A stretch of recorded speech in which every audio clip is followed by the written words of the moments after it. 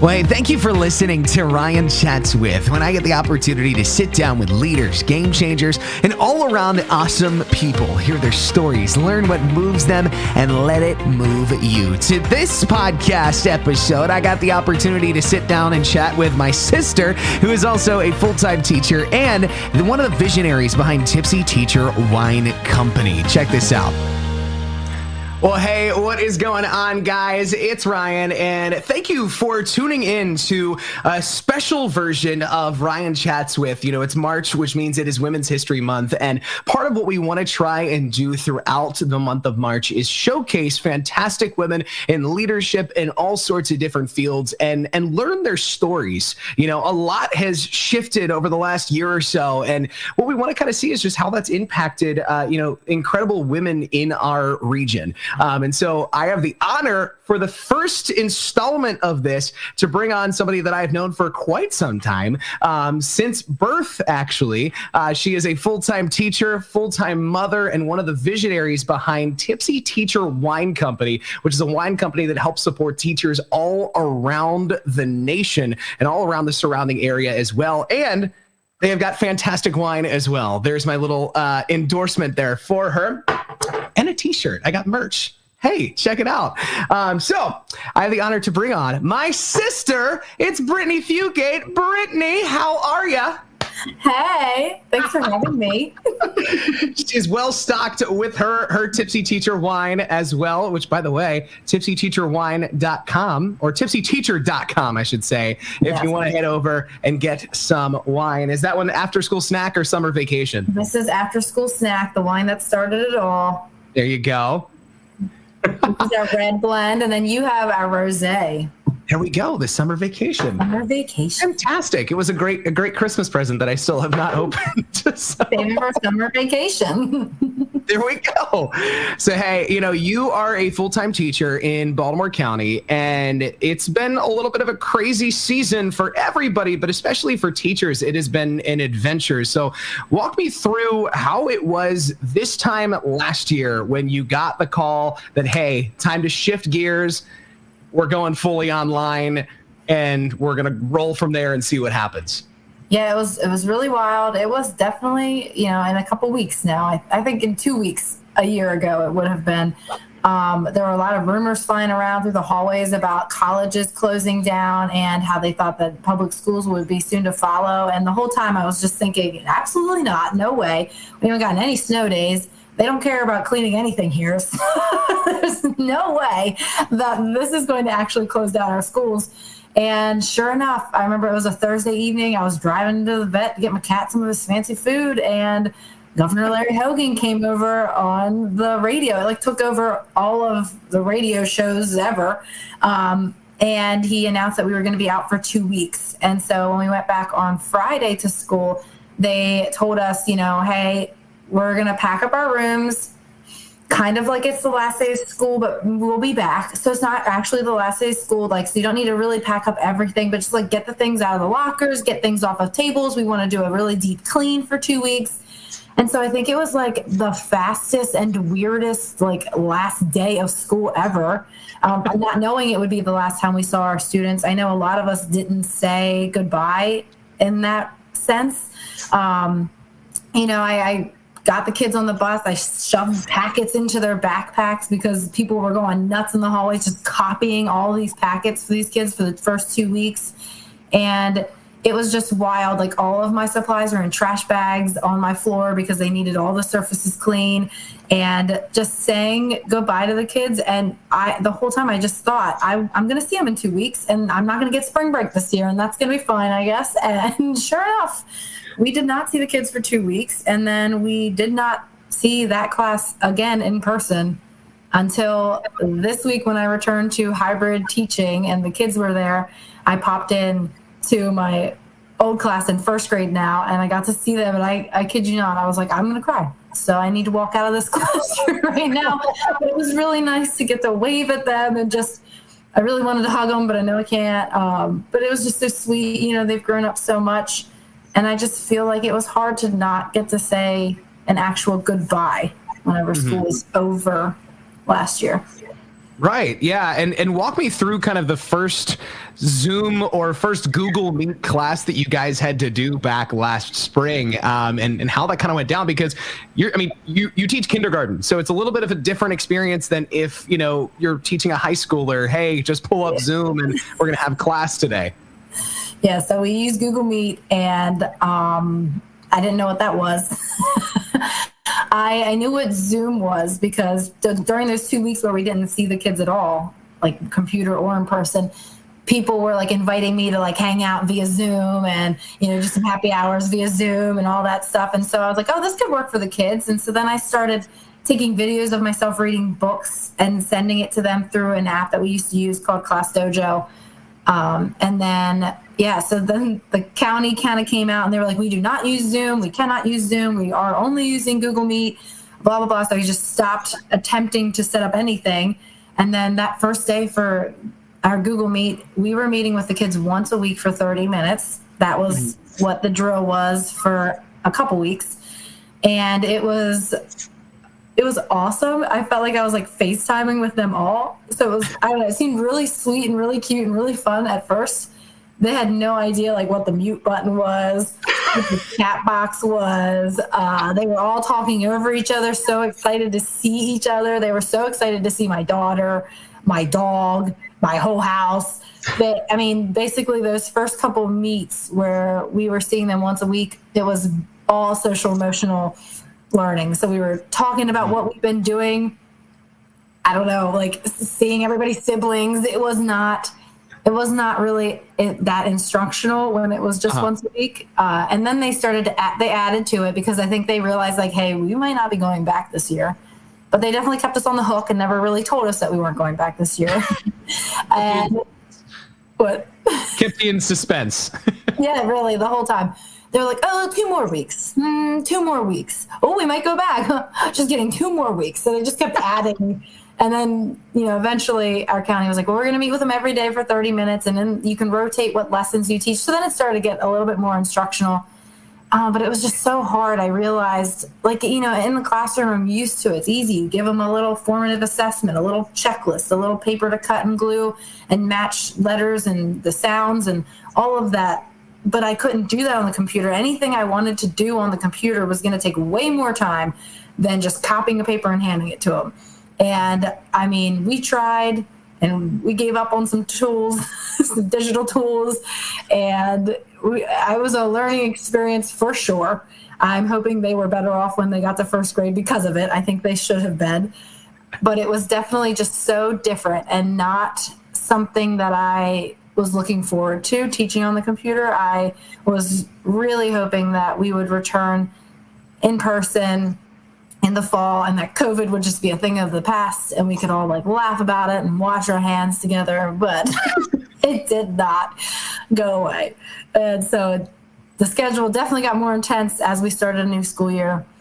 And I definitely, rolled with it. And starting with a new group was a lot easier than trying to train these old children that I'd had in my classroom who knew everything about me and everything that I like to do in my room. But it was almost like I couldn't break them of that, And so starting with a new group, a new fresh group, and like starting new routines on the computer, that was definitely beneficial for all of us, I think. Yeah, I can imagine. And obviously during the, season that you had to teach virtually, you probably learned a lot about yourself, not only as a teacher, but personally. What are some things that you kind of learned really over the last 365 days? Because we're getting into a time where it's basically the 1-year anniversary. Yeah, so I learned a lot about myself as a teacher. I learned a lot about my teaching style. I already kind of knew that as a kindergarten teacher and just as the type of human that I am, social emotional learning has always been the forefront of everything I've done in my classroom.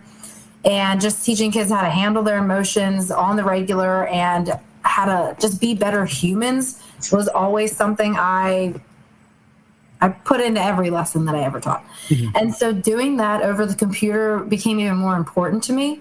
And it was something that stood out to me over these past couple months. Not only do I have this great relationship with my class, I feel like we're friends. I feel like we're family. I know a lot about their lives at home. I know about every single pet.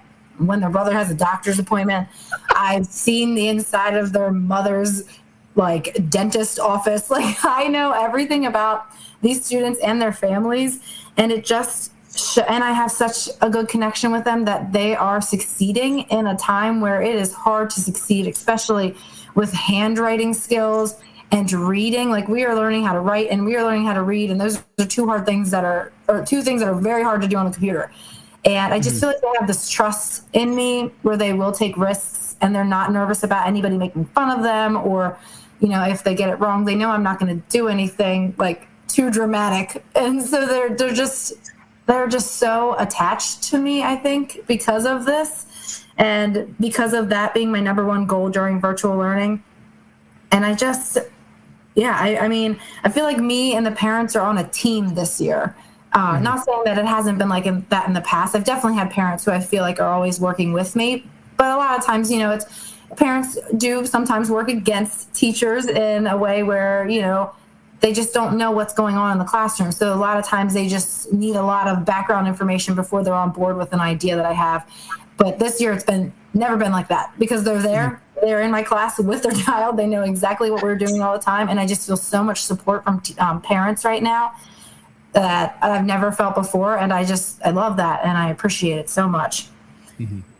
I also learned that if something feels or seems impossible, then it probably is. So when this all started at the beginning last year, it felt impossible to get them their work, like packets or anything. Like it just felt impossible to get it all together, because it basically was. And even so now, there's certain things about, you know, I just went back to hybrid, which feels impossible, having kids on the computer and kids in person.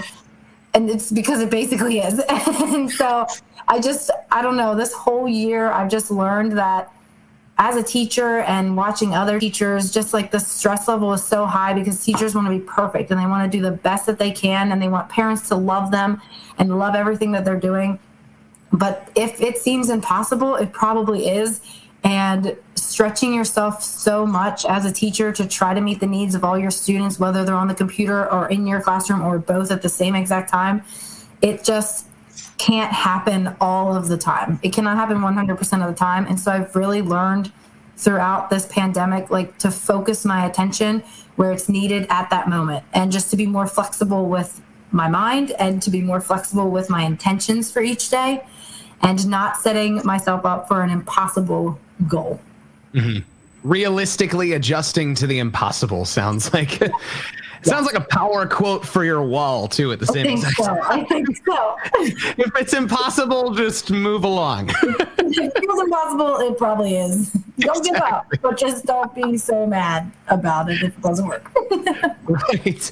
So about a month before COVID hit, before everything got shut down, you and a couple of friends got together and said, let's launch a wine company for teachers that helps teachers. And let's also launch a podcast and kind of a social media empire at the same exact time. Walk me through how that came about.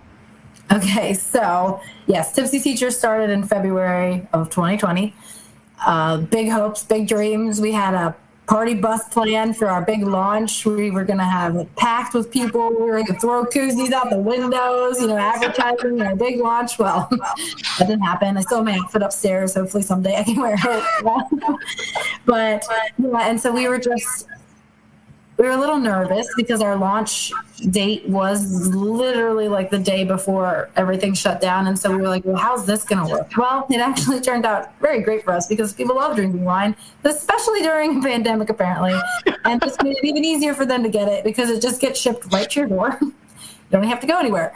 And so it all started, though, probably around August of 2019. So I had your niece, my daughter, in March of 2019. And I ended up with 5 months off with her from maternity leave because of the summer break lining up perfectly. And it was really hard for me to go back. I knew I loved being a teacher. I knew I loved being at my school, and I knew I loved being around my coworkers, but I couldn't find that feeling when I went back to school. I had a lot of trouble. There was a lot of big changes that happened while I was on maternity leave, and I just kind of didn't feel like I was welcomed back. Not like that. Nobody did that to me. It was me. I felt that way. Yeah. You were walking in and everybody was giving you dirty looks when you walked. Yeah, no, that's not how it happened. It's just like, like I said, a lot of changes happened and they weren't really discussed. And then the person who made all those changes kind of like up and left us. So I felt a little bit underappreciated, and I felt as if I was constantly being pulled, So once school started and I had these kids in my classroom who I should love because that's who I've always been as a teacher. I just had so much trouble because I just wanted to be at home with my new daughter. But I also loved my job, and I loved being a teacher, and I was just being pulled just so drastically in my mind, I felt like. And so I just kept talking about, like, if I just felt needed here as much as I feel needed at home, I think it would be a lot easier on me to be here and spending time with these children, these children I don't really even know, rather than spending time with my own daughter. And so I wanted to feel needed. I wanted to feel appreciated, and I wanted to feel like somebody was saying thank you. And so I was like, there's got to be other teachers that feel this way. There's no way that people go 30 years in the teaching field and feel appreciated and loved all the time. There's just no way. Between county executives making decisions for us all the time, and parents sometimes not being on the same playing field with us, and coworkers the teachers are very competitive, like coworkers wanting to outdo you. Like, it's just so much goes on during the day at a school that people don't know about. And you just brush it off most of the time, and you just love your job because of the kids and the benefits and everything that you see happening because of what you're doing. But I just didn't feel that joy and that vibe with teaching anymore.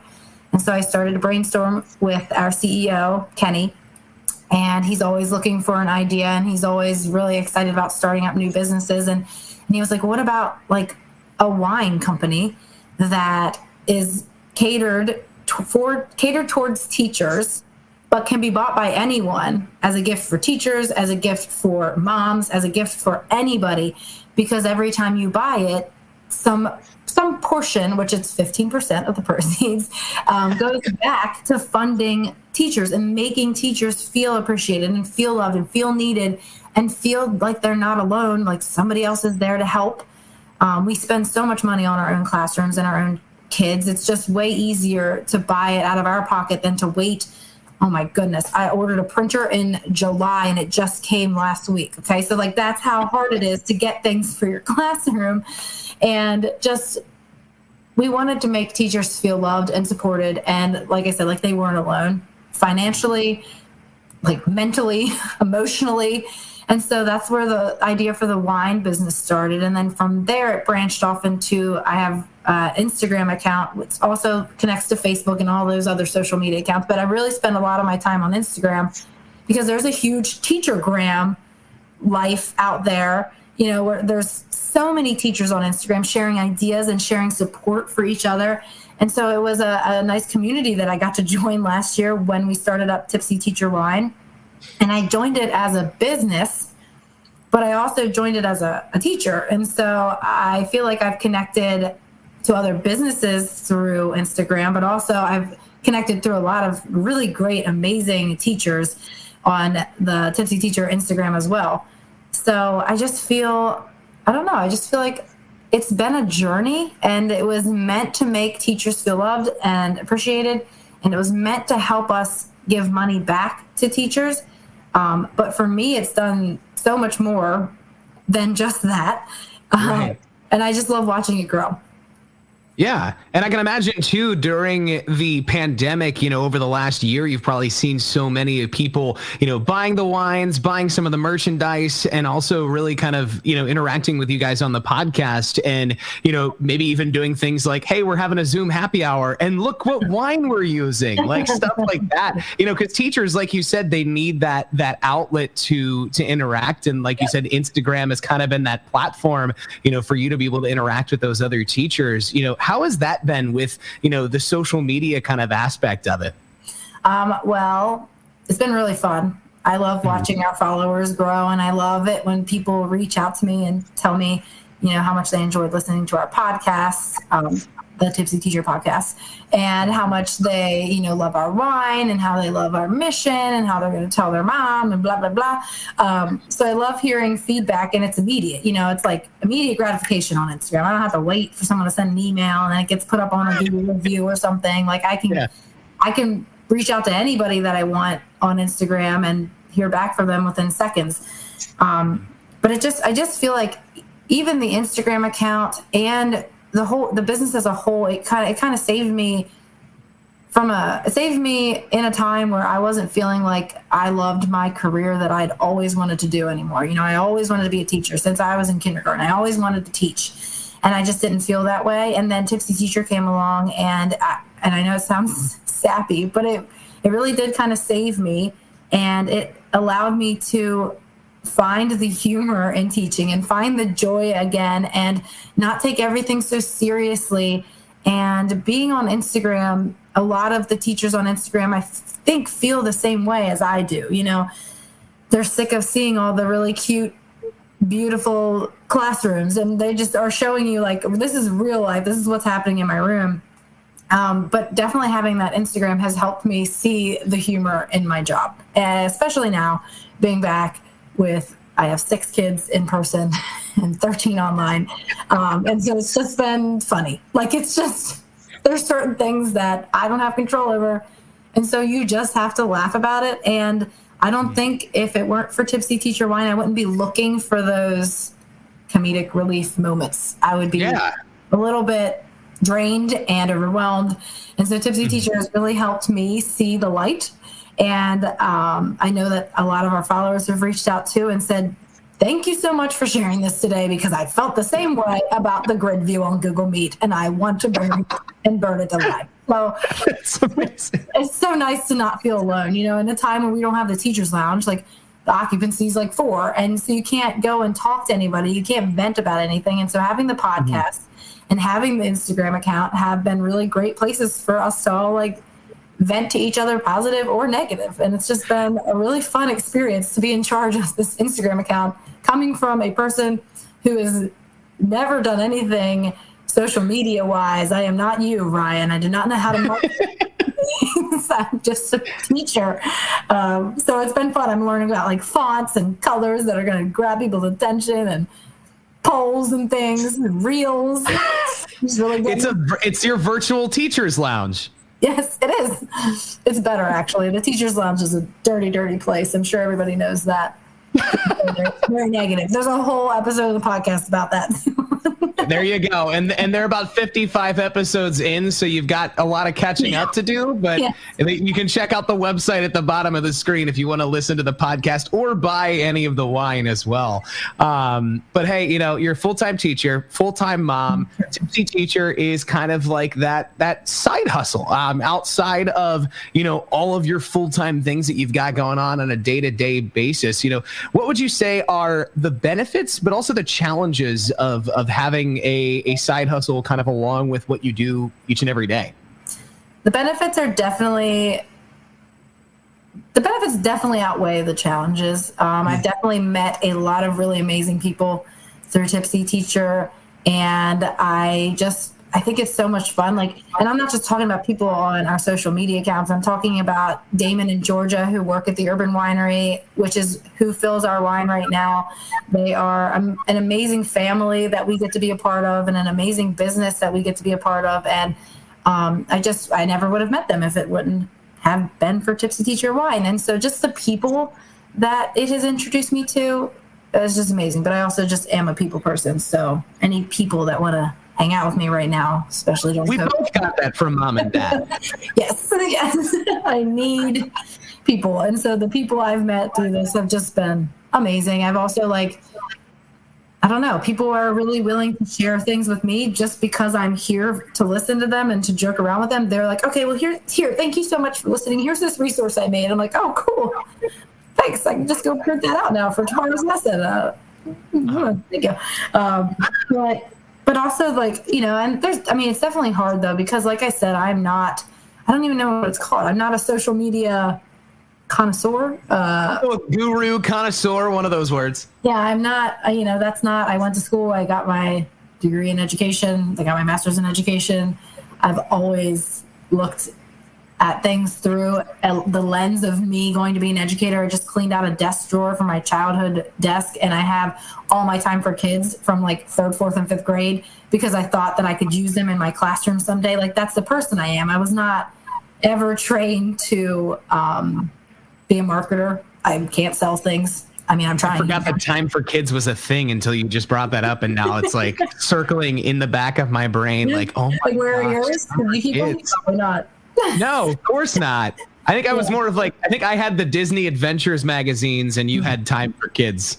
Oh, yeah, or Nick magazine, whatever that was for a while, that had like just like SpongeBob comments and nothing but that. Yeah, I just like I said, I was training to be a teacher. I don't know much about the social media life, but I am learning, and I just have to say, wow, that's a lot of work. If you're in charge of somebody's social media account, even if it's just your side gig, it is like there's a lot to look at and a lot to look into. And I've been reading books, and I am trying my best over here to be the marketer that Tipsy Teacher deserves. But it's fun. It's so fun to learn something completely different than what I've been studying for the past 20 years of my life. And, I don't hate it. I don't mind it. And it's just, like I said, it's a lot of work. It's a full-time job. If I wanted to be like really, really good at it, I now know some of the things I would need to do. And I'm like, yeah, I don't really have time to do that right now while I'm teaching or sitting and watching my kid throw her mac and cheese on the floor because she doesn't want it, but she said she did 10 minutes ago. So it's definitely been a balancing act. The joys of an almost 2-year-old. There you go. I mean, we talked about it earlier. Like you said, that Tipsy Teacher and the endeavors that you've had with it over social media have really kind of brought an extra element of humor and smiles into everything. What other elements of kind of, like I said, bringing the vision into Tipsy Teacher Wine Company and the podcast and the social accounts, what other elements have brought that into your classroom? Like, what have you learned, like teaching styles, that you may have gotten from learning social media marketing tools that you've kind of echoed into your teaching day to day? Well, I'm definitely a lot better with my subject lines for my emails that I send to parents. I am way more succinct and grabbing their attention right away. I've learned that. I have learned to highlight certain things that I need to get out there in my emails. So that's definitely a perk. I've thought about that. And then I guess, just being with the kids. When I'm with the kids now, I am fully with the kids. Just because they're so funny. Like, they are so funny. 5-year-olds are so funny, and I don't want to miss anything because now I feel motivated to share it with the world so that they can also see and hear just how funny kids are.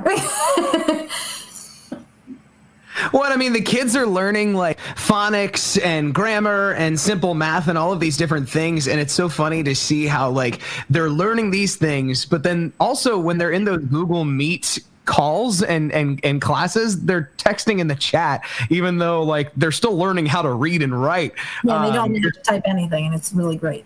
Right. What are your highlights? Because I've seen these on your stories before. Tell us about the students that decide to try to go the next level and write in the chat. It's basically just hi. Some of them have realized that when their computer breaks, they can use their iPads and they can start putting emojis in. So we had a lot of trophy emojis the other day. That was pretty interesting. They're always very supportive in the chat. They're like, I love you. I love you. Like, it's never really anything bad in the chat. But I do have to tell a story really quick because one of my little girls the other day, we were doing journal writing and I was typing it onto a Google slide so I could present it for the kids in the class and then also have it on the slides so that the kids at home could copy. And this one little boy was like, I need to know how to spell leaves fall on my head. And I was like, okay, well, let's sound it out. Let's take it word by word. And so we're halfway through it, and one of my little girls on mute, she's like, you don't really need to ask her how to spell that. You can turn your captions on in your Google Meet, and it'll write it out every time you say it. And so how smart is that? And so she and him were like, he's literally sitting there with his unmuted, obviously, so that I can hear him. He's like, leaves. Oh, okay, there. Leaves. Where did it go? Like, he's trying to copy it. But how smart. Like, what a problem solver. I mean, they're going to be problem solvers. They're going to be independent. Yeah. This group, whoever is a kindergarten teacher along with me, this is their first experience of school. And so it's been hard. And, they might not be very great at cutting or writing right now because we can't touch them and help them, but they are just going to be so independent problem solvers. They are so funny because of everything that's happening. And they're really good at multitasking because I feel like every single one of them is sitting at a table with their parent working at home, like right next to them. So I think there's going to be good things that come out of this generation. They're not all going to be screen freaks, Because that's what's so amazing is like you said, this is their first experience with school. But on top of that, too, they're learning this new way of learning through between the screens, between Zoom, between Google Meets, whatever you use. And so they're kind of going to have such a creative method of doing things moving forward that plus they're so tech savvy now. I mean, the fact that that kid was like, yeah, hey, you turn your captions on and you can figure out how to spell this sentence out. That's insanely resourceful. And that kid's a genius moving forward. I was very impressed. Future IT professionals that are in your kindergarten class. I won't go that far. Well, but yeah, the two big questions that not only am I going to ask you, but also the individuals that we interview moving forward are. Well, the first one is, who were your biggest role models growing up? I did glow up. Hey. Okay, so my biggest role models growing up. I'm really glad that you sent me these questions because I had to think about that one. I was like, wow, this is like an essay question for getting into college again. Okay, let me think. It's your SAT question there, yeah. Make sure you write it in cursive.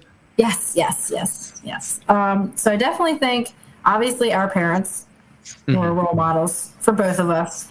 I feel like they were very hard workers the entire time we were growing up. I think about last year when I would feel sad about not being at home with my daughter, I would think, you know what, both of my parents did this. They didn't get off work till 5 p.m. So I'm lucky. I can leave at 3:30 if I need to.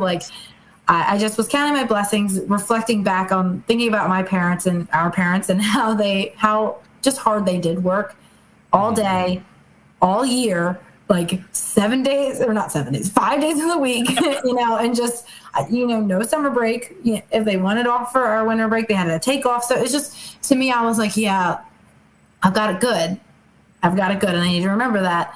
But I probably would have given up if I hadn't have thought about just how good I do have it in comparison to how our parents and how hard they were working and then coming home and not getting home till 6 o'clock and then getting us ready. And everything was just always so it felt so comfortable and so cozy at our house. And, I always wanted, my future children, my children, and even my class to just feel that comfort and that coziness that I feel like we were raised with. But I also want them to know, that I am a hard worker. So I definitely think that our parents were really great role models growing up with just their work ethic.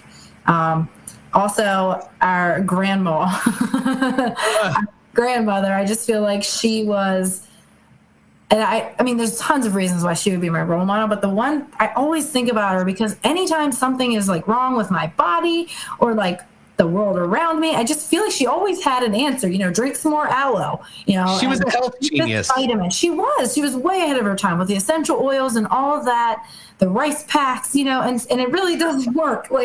So every time I feel somebody around me is suffering or I'm having an earache or I don't know, just she convinced me that literally everything has a way to heal in a natural way and everything happens for a reason kind of. And so she just, I don't know, she always motivated me to ask why or ask what, like, what is in that and why does it work like that? I want to know why, if I'm taking medicine. And so just like in the classroom, like, especially now, like with us being really clean about things, like, why do I have to wear a mask at these times and why don't I have to wear a mask at these times? Like, I just want it to make sense. And if it doesn't make sense, just tell me it doesn't make sense and we'll go forward, and I'll just know that this is to make everybody feel better. Right. And so there's just certain things that I just love, that I feel like there's an answer to everything, and that's because of our grandma. Mm-hmm. Okay, and then my last one would be my best friend's mom.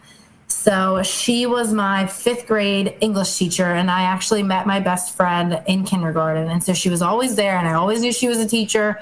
There were many days where we would be in her office early in the morning, and then we'd be there after school some days. And, if we had a little sleepover planned, I would go home with her. And just always seeing like how organized she was in her classroom and at home, all of the work she was doing, how freaking smart she was. She was the most intelligent person I think I've ever met. Just everything she knew, I don't know, she found it all in books. She was a researcher, and anything she wanted to do different in her classroom or in her lifestyle, she would research. And I just think that's such an amazing tool, just to be reminded that we have the power to research and we have the power to learn new things if we want to. And so she was just a huge role model for me.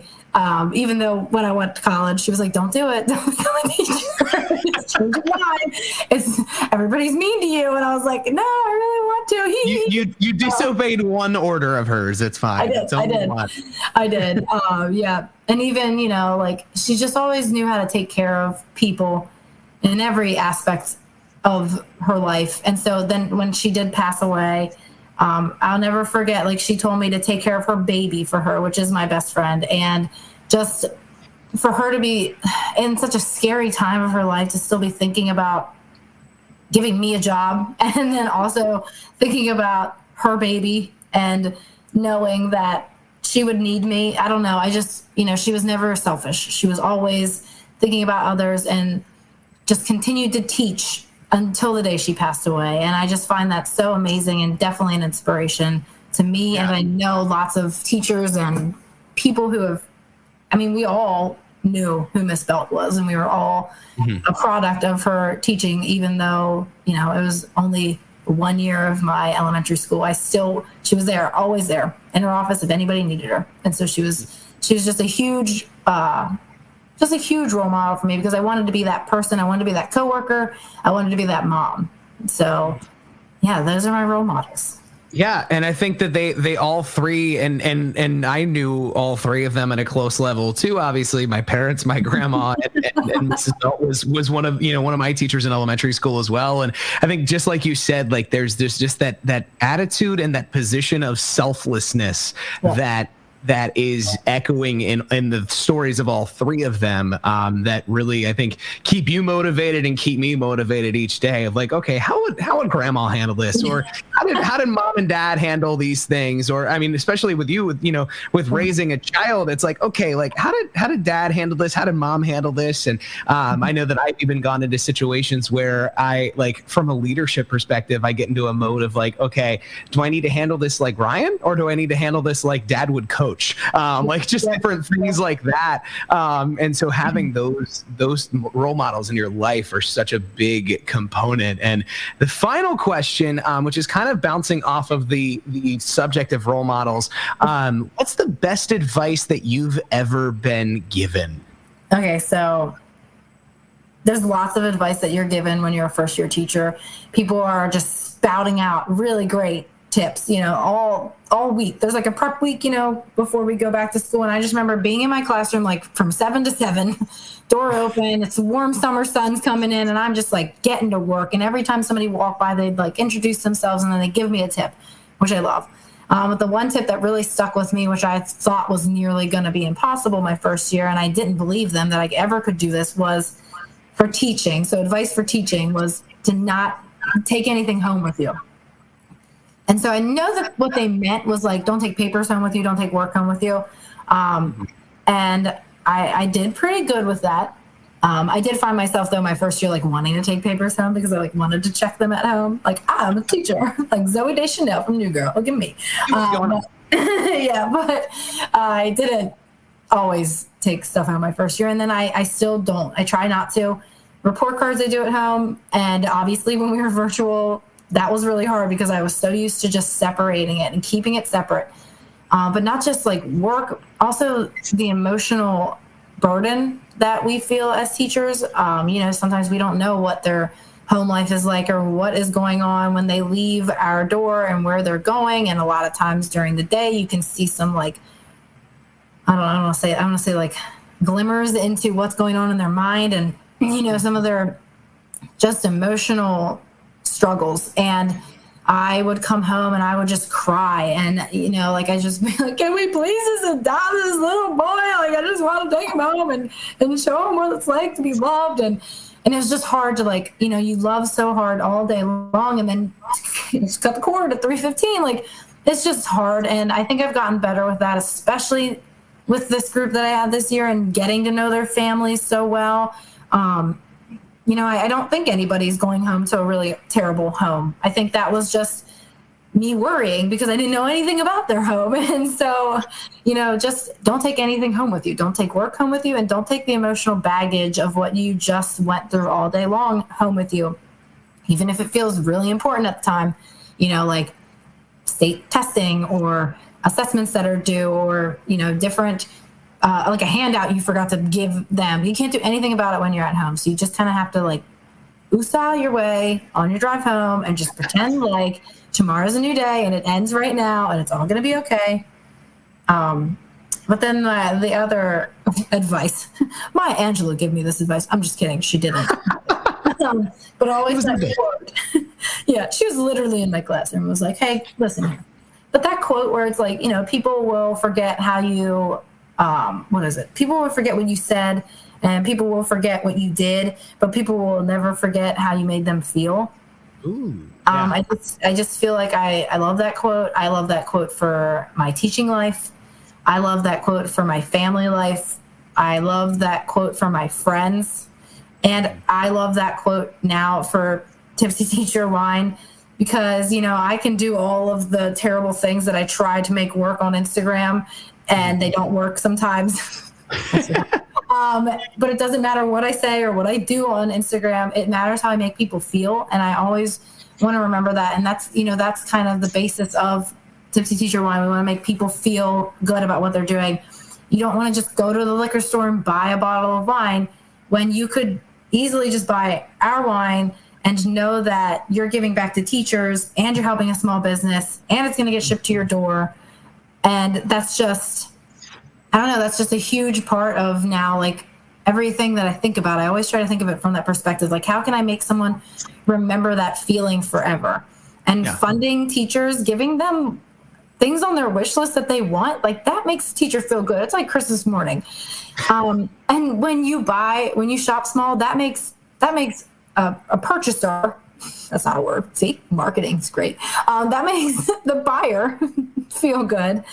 And when you buy from a small business, that makes us feel good, the people who are in charge of that small business. And we want to be here for you and we want to help you find the right wine you want or figure out a problem with shipping or something like that. And we want to be that small business that you turn to for your wine. We also do fundraising. Like, we want to just change it up with fundraising. Like, if you want to use our wine for your school's fundraiser, like, we want to help you out with that. We want to help make it appropriate to send out to your families, to give you that code. And we end up giving you a landing page on our website. So everybody who goes to our website sees your school and they can even join in on your fundraiser if they want to. So it's just a huge outreach that you can get just through our wine by, fundraising with us.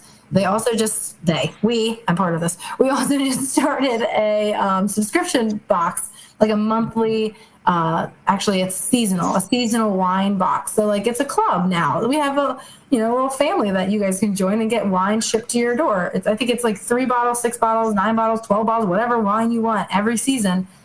And that makes people feel good. I don't know about you, like whenever I have something from Amazon that's coming to my door, oh my gosh, yeah, at the beginning of every month, it makes me happy that, oh, good, my fuzzy water's here.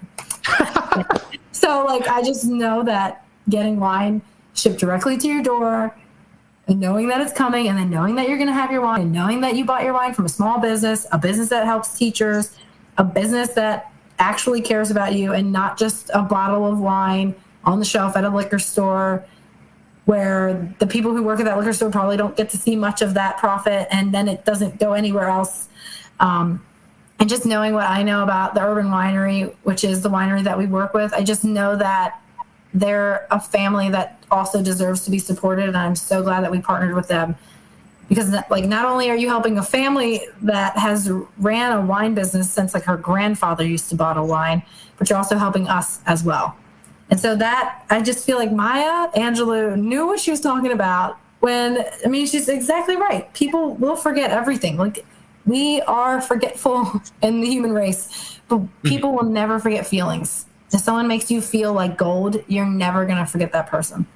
Yeah. I mean, we think about it with regards to like, you know, what we talked about earlier with Grandma and with Mrs. Belt. I mean, they made us feel in a way that has inspired us, moving forward. Like you said, like you think through, especially with regards to health with Grandma, and, the way that you teach and the way that you think about what you do, in your career and on your side hustles, you think about Mrs. Belt. And so it's just like, I think what you're really pushing to is like, you want to be that person for others. And I think that with what you're doing with the Instagram stories and with social media, and kind of showing that like day in the life concept of like, hey, these are the challenges that I deal with. And it also opens it up to where the other teachers are comfortable being like, oh my gosh, yeah, I go through that too every single day. Or I'm also still dealing with that annoying grid view in Google Meet or whatever. We're going to get sued by Google in this video. Like there's like all we need to be heard. the money from the lawsuit will go towards fixing grid view. It'll be great. It's a whole just circle of life thing. But I think just that like that selflessness and education and just like, keeping everybody steered in the right direction moving forward is such an amazing thing, and having that opportunity then in line with the fact that you're teaching the next generation, yeah, that's you're the luckiest person in the world. Not me, but you. Awesome. Well, Brittany, thank you for joining me on the first edition of this. I figured, I was like, what better way to open it up than to chat with my sister about how everything has been in the last year or so, because you've had a roller coaster ride of the last 2 or 3 years. Like, it's kind of been like, bam, one major life thing after the other. So guys, Tipsy Teacher Wine, or tipsyteacher.com, if you want to check it out, at Tipsy Teacher Wine Company. Or of course, if you're in the area, Urban Winery, you can always stop by and get a bottle yourself. If you want to support small business in both ways, just go right over there. If you haven't already, check out their podcast over there at tipsyteacher.com. They're on Spotify, Google Podcasts, and Apple Podcasts, pretty much all three. All of the places you can listen to. All of the places. And I think you can ask your Amazon Echo now, right? Yep. Oh, always. She was the first one. She was very ready for us. Alexa was a teacher in a past life. It's a whole thing. We won't go there. You need to support her. Awesome. Well, hey, thank you, Brittany, and tell Addie I said hi when she gets back from her nap. Okay, I will. Thank you so much. Well, hey, thank you again to Brittany for joining me as the first guest on our Celebration of Women version of Ryan Chats With for the month of March. Really excited to dive into the next few talks. I want to thank you for listening here on Apple Podcasts or Spotify Podcasts or Google Podcasts or wherever you are listening to your podcast. Stay locked in at Ryan Smetzer on Instagram, Facebook, and Twitter, and of course, all of our station Facebook pages. God bless. Peace out, Girl Scouts. I'll catch you again coming up next week for another edition of Ryan Chats With. Chats With. Chats With. Chats With.